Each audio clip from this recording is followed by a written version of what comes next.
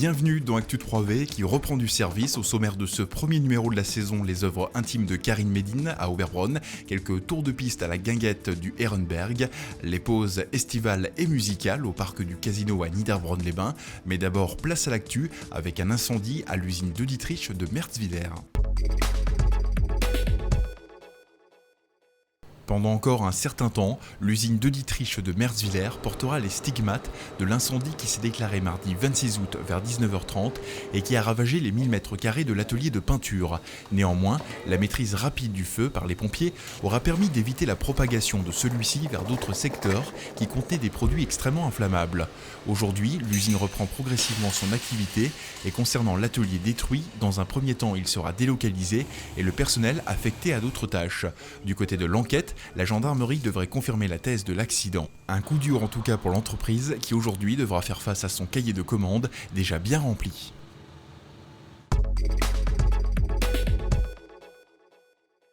Drôle de silhouette dans le parc du couvent du Très-Saint-Sauveur. L'esprit souffle où il veut. C'est un bon titre pour l'exposition de la sculpteuse norvégienne Karine Médine au couvent d'Oberbronn. C'est le souffle. C'est tellement important pour chacun. Ça peut être parfois lourd et soucieux, mais parfois léger et heureux aussi.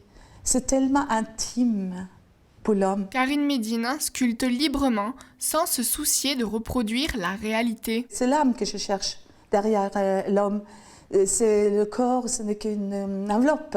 J'essaie de les épurer au maximum, pour qu'il y ait que l'essentiel qui sort. Ce qui est beau, peut-être surtout ce qui est beau dans l'homme. Une attirance pour les esprits et le surnaturel qui lui vient peut-être de ses origines norvégiennes. Elle a aussi sa petite méthode pour créer. Je travaille comme beaucoup d'artistes avec la musique. Je me fais guider dans les mouvements avec la musique, le doigt, la main et tout ça. Et tout sort de mon imagination. L'exposition rassemble une vingtaine de sculptures inspirées par certains termes bibliques. Voici quelques exemples de ces œuvres expliquées par Sœur Françoise. Par exemple, la sculpture qui est près de moi ici, c'est l'homme qui s'accroche au roc, le roc qui est le Christ pour nous. À ma droite, là, il y a la tempête apaisée, c'est aussi dans l'Évangile. Donc Jésus qui apaise la tempête, ça veut dire aussi que c'est pas dans le bruit, dans l'ouragan que l'esprit parle. Il faut savoir écouter. Petit plus, l'exposition continue avec 3 sculptures exposées dans le parc. L'artiste a sculpté ces sculptures qui sont à l'extérieur, spécialement pour les sœurs, pour nous, parce que pour elles, elle les a intitulées Mémoire de femmes en lien avec l'esprit qui a poussé aussi combien de femmes dans l'histoire depuis 1856 dans ce lieu ici. L'exposition est ouverte à tout public jusqu'au 21 septembre.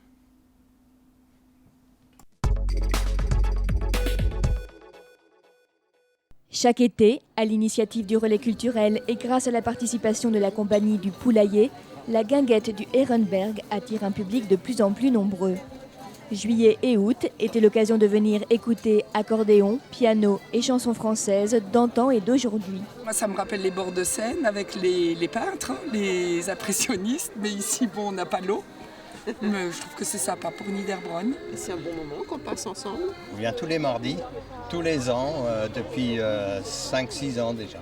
Musique, danse, sympathique, le sourire. C'est toujours plus gai, il y a plus de monde, toujours. Ça dépend des émissions, bien sûr. Quand nous chanterons le temps des cerises, le 22 juillet, Clémentine Duguet, passionnée de vieilles chansons françaises, a fait voyager le public dans un répertoire du siècle dernier. C'était des époques qui étaient plutôt joyeuses, les gens s'amusaient, il y a beaucoup de chansons très drôles, les textes sont très importants dans les chansons. Par une soirée radieuse, j'aperçus sautillant devant moi une jolie petite boiteuse qui me mit le cœur aux abois. Jouant avec la tradition du cabaret, Clémentine Duguet aime nouer des liens et créer une complicité avec le public. Et en 1882, on commence à percer un tunnel. C'est le tunnel sous la Manche. Vous avez vu qu'il a mis du temps à arriver. Hein. Je m'amuse un peu à resituer les chansons dans leur contexte. Qui était le président de la République en 1906 et poser des questions aux gens. Du coup, c'est pas un récital où moi je chante et les gens m'écoutent, mais ils participent dans ces questions-réponses de façon très ludique. Hein. C'est pas le baccalauréat. Et les gens se sentent plus en confiance, mieux, et du coup, ils chantent aussi plus facilement. Il s'approcha un petit peu d'elle, mais comme en chaque homme tout de suite surgit le démon qui l'habite. Le jeune homme lui sortit sa carte et lui dit: je m'appelle Jules et j'habite rue Descartes. À l'époque, on savait quand même se marrer, et de tout. C'est ça qui est bien. Et la guinguette, c'était ça, quand même. C'était du texte, c'était de la musique, c'était de la danse, c'était un coup de blanc, c'était la vie, quoi. Mademoiselle Rose. La guinguette, ou le renouveau d'une culture populaire, n'est donc pas prête à perdre ses adeptes. Et pour que la fête soit complète, il ne manquerait plus que petits et grands se lancent sur la piste de danse.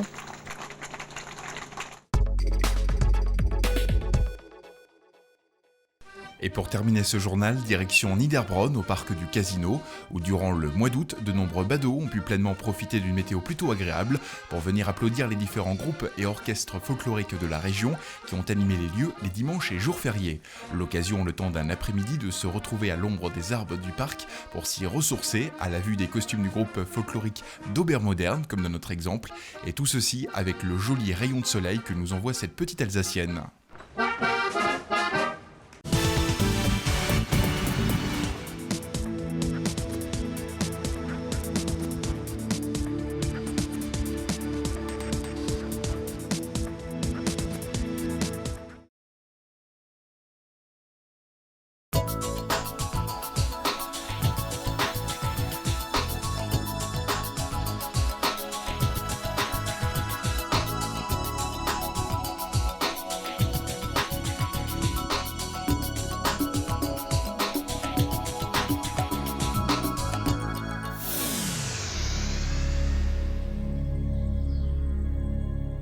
Rire, émotion, magie, rêve.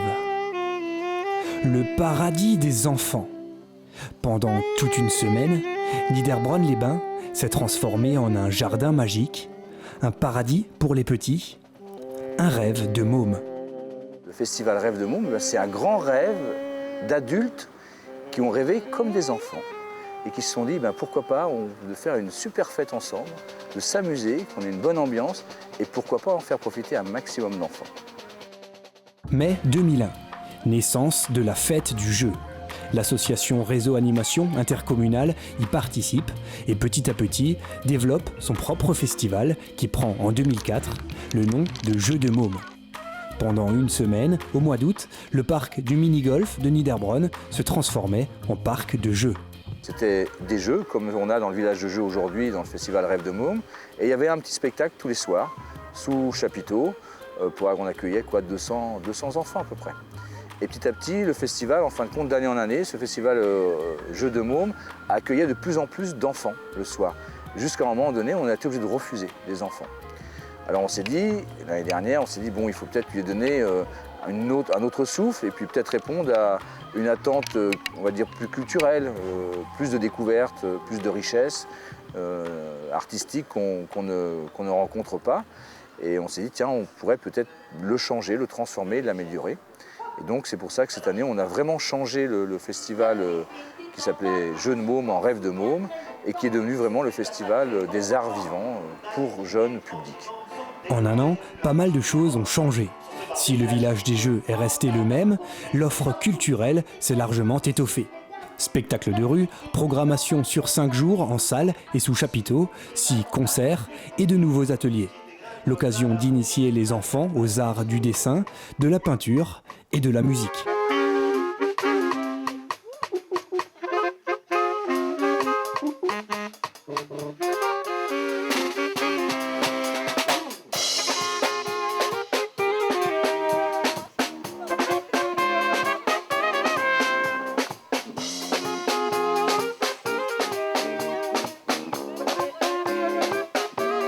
Alors quand on parle du concert du soir à 20h, C'est pas un aspect pièce de théâtre, c'est pas un conteur, c'est un aspect concert en live, hein, avec des musiciens et des chanteurs, comme on le fait pour un public jeune, comme on le fait pour une fête de la musique, comme on le fait pour des concerts live qui existent dans la région dès qu'il fait beau.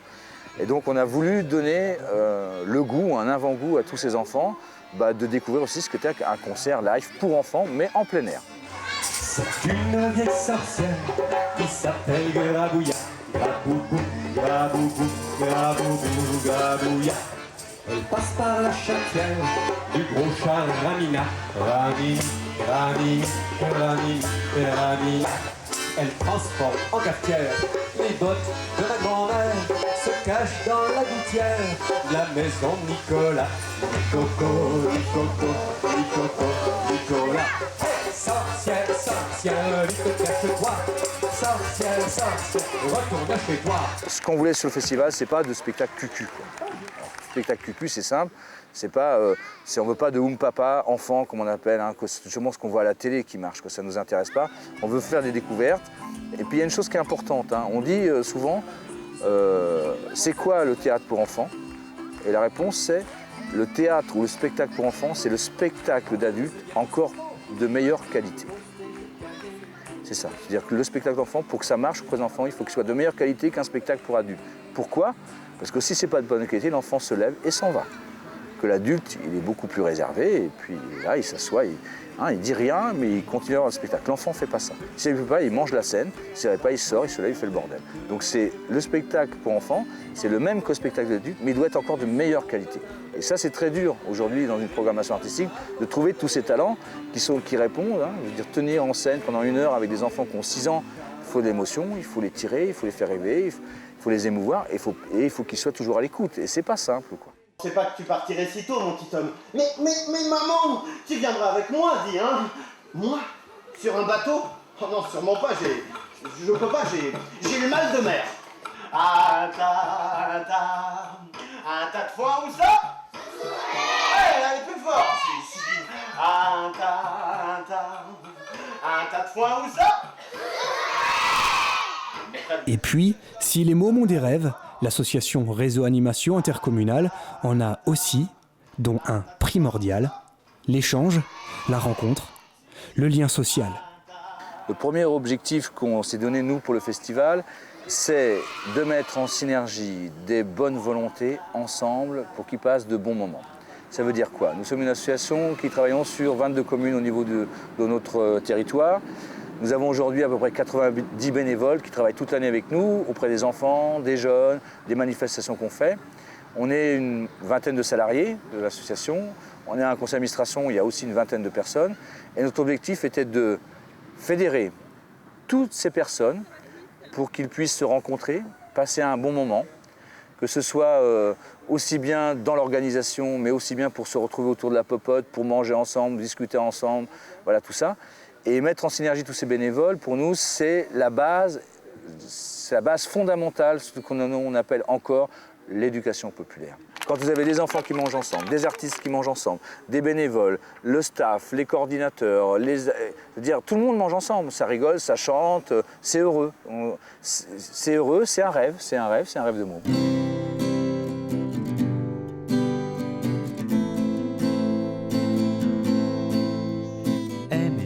Tom, salut, bonjour, comment ça va? Eh mais c'est Titom, salut mon petit gars. Eh mais c'est Titom, salut, bonjour, comment ça va? Eh mais c'est Titom, regardez-moi ce gamin-là. Eh Titom, t'as toujours pas grandi. Eh Titom, le vent va t'emporter. Eh Titom, rien qu'un soufflet t'est cassé. Eh Titom, vous avez vu, c'est lui. Eh Titom, c'est toi le plus petit. Eh Titom, le chétif du pays.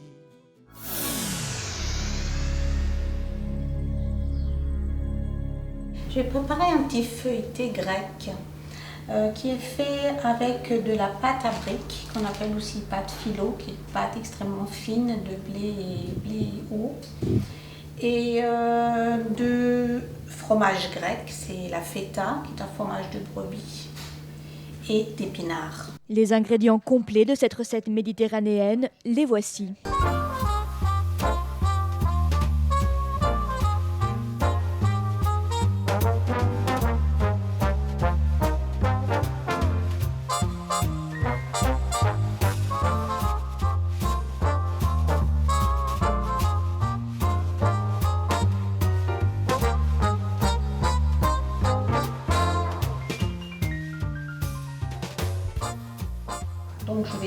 démarrer, je vais écraser la feta à la fourchette, puisque ça va devenir une masse pour farcir les petits carrés. Les petits carrés qui sont en fait des petits triangles. À cette farce à base de feta, vous pouvez ajouter une poignée de pignons, un œuf